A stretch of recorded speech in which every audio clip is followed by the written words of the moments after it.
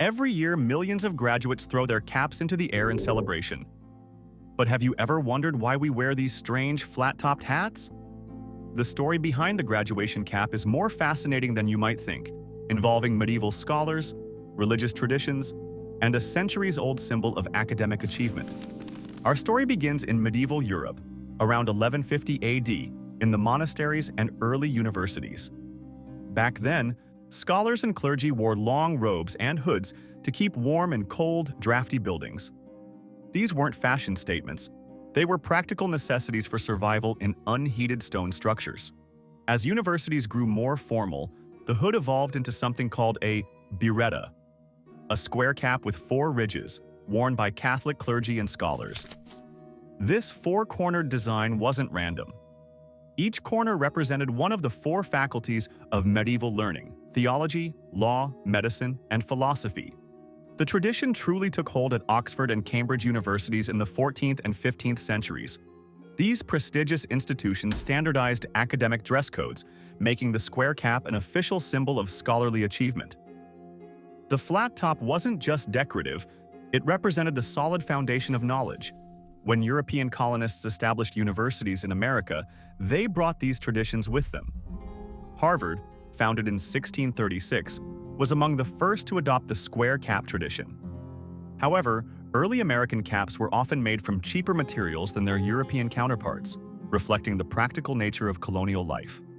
Why do we call it a mortarboard? The name comes from its resemblance to the square board that masons use to hold mortar when building walls.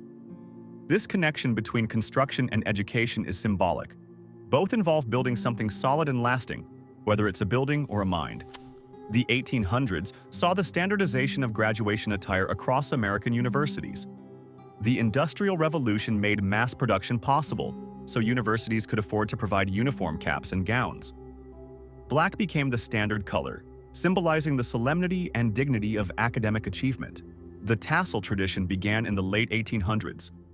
Before graduation, it hangs on the right side of the cap.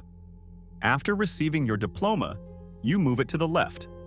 A simple gesture that symbolizes the transition from student to graduate. This turning of the tassel has become one of graduation's most iconic moments.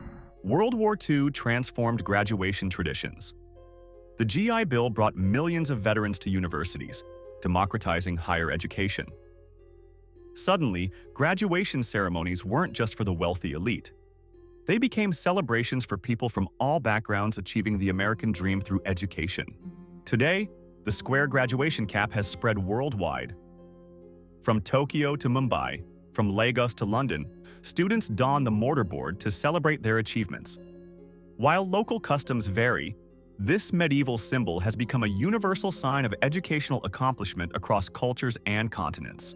Modern graduates have made the tradition their own. Today's mortarboards often feature personal decorations, family photos, inspirational quotes, symbols of future careers, or cultural heritage.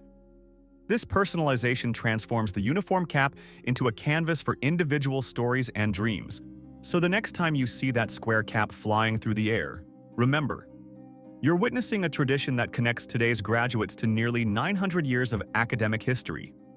From medieval monasteries to modern universities, the mortarboard remains a timeless symbol of knowledge, achievement, and hope for the future.